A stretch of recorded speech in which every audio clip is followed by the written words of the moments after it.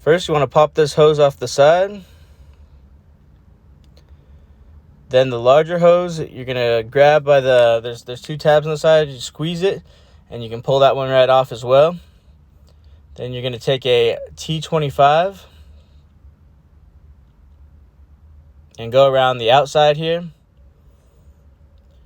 till you've loosened all the screws that hold it in. You can use an impact driver, electric drill, or you can do this by hand. I'm using the impact driver for speed.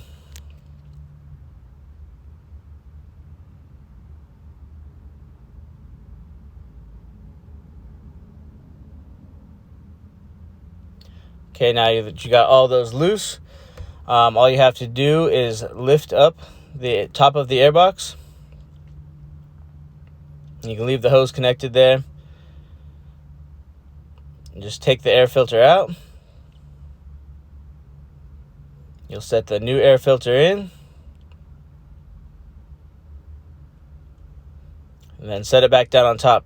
You want to make sure all the screws align with the bottom holes. The screws won't come all the way out of the top of the filter housing. So you just want to make sure they align with the bottom holes on the lower side of the air filter housing. Once you've got it all aligned, you can go back around. Now the torque for these is only 1.5 Newton meters. So if you're not used to using the electric gun, you're going to want to do this by hand because they are really easy to over torque and strip. I've done this a lot, so I know just the right amount of torque to use with the electric gun. But for the first time, I would recommend doing it by hand because it's a very low amount of torque.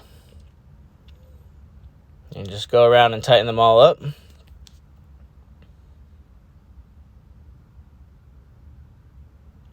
Okay, now that you have all the screws tightened down, you want to take the two hoses that we took off prior.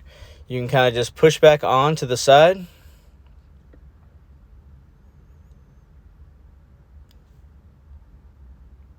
And push the other one back in.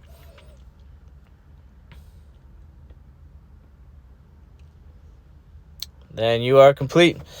I want to thank you for watching this video today. If you like this video, please give me a like.